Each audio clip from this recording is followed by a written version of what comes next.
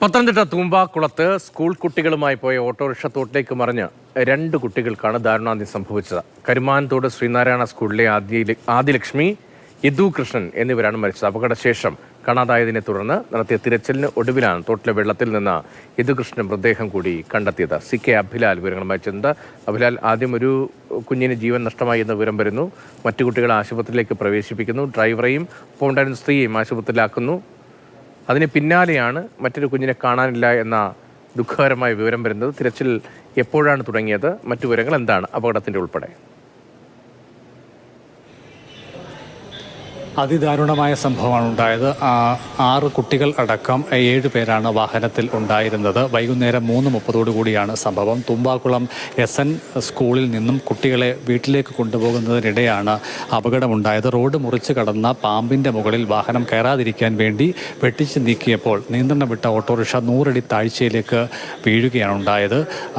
ആദ്യ ലക്ഷ്മി എന്ന കുട്ടിയും അതോടൊപ്പം തന്നെ യദുകൃഷ്ണനും പുറത്തേക്ക് തെറിച്ച് വീണു. ആദിലക്ഷ്മിയുടെ മുകളിലേക്കാണ് വാഹനം വന്നു പതിച്ചത്. ഗുരുതരമായി പരിക്കേറ്റ ആദിലക്ഷ്മി ഏറെക്കുറെ ഗൗരവമായ പരിക്ക് ഏറ്റ സ്ഥിതിയിലായിരുന്നു. പത്തനംതിട്ടയിലെ സ്വകാര്യ ആശുപത്രിയിൽ എത്തിക്കുന്നതിന് മുൻപ് തന്നെ മരണം സംഭവിച്ചിരുന്നു. കല്ലുപറമ്പിൽ വീട്ടിൽ ആദിലക്ഷ്മിക്ക് 8 വയസ്സാണ് പ്രായം. തൈപ്പറമ്പിൽ വീട്ടിൽ യദുകൃഷ്ണന് 4 വയസ്സ് മാത്രമായിരുന്നു.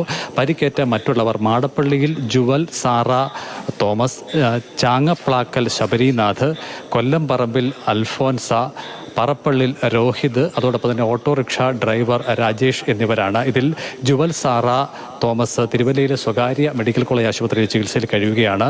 അല്പം കൂടി ഗൗരവകരമായ പരിക്ക് ഉള്ള ശബരിനാഥിനെ കോട്ടയം മെഡിക്കൽ കോളേജ് ആശുപത്രിയിലാണ് പ്രവേശിപ്പിച്ചത്. വാർഡ് അംഗമായിട്ടുള്ള ജെയിംസ് നമ്മോടൊപ്പം ചേരുന്നുണ്ട്. പുറത്തു വന്ന വിവരമനുസരിച്ച് പാമ്പിൻ്റെ ശരീരത്തിൽ കയറാതിരിക്കാൻ വേണ്ടി ഓട്ടോറിക്ഷ വെട്ടിച്ചപ്പോൾ അപകടമുണ്ടായി എന്നാണ്.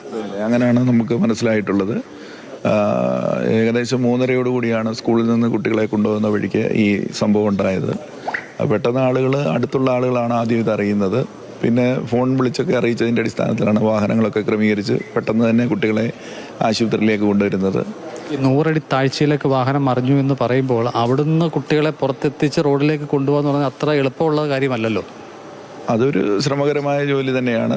അത് നമ്മുടെ ഇവിടുത്തെ ആളുകളെന്ന് പറയുമ്പോൾ കുറച്ചുകൂടി മണ്ണിൽ പണിയെടുക്കുന്ന ആളുകൾ, കുറച്ചുകൂടി കരുതലുള്ള ആളുകൾ എന്ന നിലയിൽ അവരത് പെട്ടെന്ന് തന്നെ ആ കാര്യങ്ങളെല്ലാം പെട്ടെന്ന് നിർവഹിച്ചു.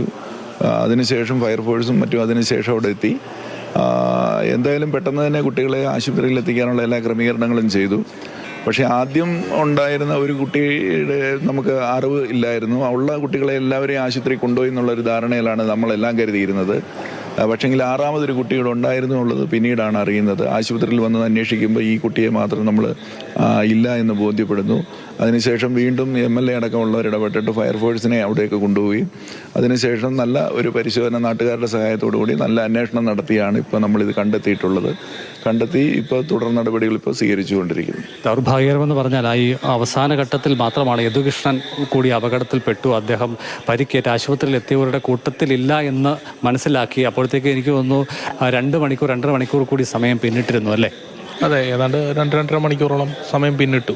അതിനോടകം ഇതറിഞ്ഞപ്പോൾ തന്നെ നമ്മൾ പിന്നെ മറ്റൊരു ക്രോസ് ചെക്ക് ചെയ്യാതെ വേണ്ടുന്ന ഫയർഫോഴ്സ് യൂണിറ്റും പിന്നെ MLA അടിയന്തരമായി ഇടപെടുകയും വേണ്ടുന്ന സംവിധാനങ്ങളൊരുക്കി ഈ പറഞ്ഞിരിക്കുന്ന നാട്ടുകാരുടെ സഹായത്തോടു കൂടിയാണ് ബാക്കിയുള്ള കാര്യങ്ങൾ ക്രമീകരിച്ചത്. അതിനുശേഷം MLA തന്നെ നേരിട്ട് അവിടെ എത്തുന്ന ഒരു സ്ഥിതിവിശേഷം ഉണ്ടായി. എല്ലാ കാര്യങ്ങളും ഏകോപിപ്പിക്കുന്നതിന് MLA ചുമതല വഹിച്ചു. അതിനുശേഷമാണ് ഈ കുട്ടിയെ കിട്ടുന്നത്. സാമാന്യം നല്ല ഒഴുക്കം ഉണ്ടായിരുന്നു തോട്ടിലല്ലേ? ഒരു ഒഴുകി പോകാൻ പറ്റുന്ന രീതിയിലുള്ള വെള്ളം ഉണ്ടായിരുന്നു. ഈ അപകട നടന്ന സ്ഥലത്തു നിന്ന് എത്ര അകലത്ത് നിന്നാണ് കുഞ്ഞിൻ്റെ മൃതശരീരം കിട്ടുന്നത്? തോട്ടിൽ തന്നെയാണ് ഓട്ടോ മറിഞ്ഞു കിടന്നത്. അതിലൂടെ ഒരു 10 അടി ദൂരത്തിലാണ്. അതായത് കുഞ്ഞിനെ കൊണ്ടുപോയി എന്നുള്ള ഒരു വിശ്വാസമായിരുന്നു എല്ലാവർക്കും. രതീഷ്, വൈകുന്നേരം 3:30 കൂടിയാണ് അപകടം ഉണ്ടാകുന്നത്. യദുകൃഷ്ണൻ്റെ മൃതശരീരം കണ്ടെത്തുമ്പോൾ രാത്രി 8 മണിയോടടുത്തിരുന്നു. കോന്നി മെഡിക്കൽ കോളേജ് ആശുപത്രിയിൽ എത്തിച്ച മൃതശരീരത്തിൻ്റെ ഇൻക്വസ്റ്റ് പൂർത്തിയാവുകയാണ്. അതേസമയം മരിച്ച ആദിലക്ഷ്മിയുടെ മൃതശരീരം പത്തനംതിട്ട ജനറൽ ആശുപത്രിയിലാണ് സൂക്ഷിച്ചിട്ടുള്ളത്. 2 മൃതശരീരങ്ങളും നാളെ പോസ്റ്റ്മോർട്ടം ചെയ്യും. ദുഃഖകരമായൊരു സാഹചര്യത്തിലൂടെയാണ് കടന്നു പോകുന്നത്. പത്തനംതിട്ടയിലെ തൂമ്പാക്കുളത്താണ് കുട്ടികളുമായി പോയ ഓട്ടോറിക്ഷ മറിഞ്ഞ് 2 കുട്ടികൾക്ക് ജീവൻ നഷ്ടമായത്. CK അഭിലാലാണ് വിവരങ്ങൾ നൽകിയത്.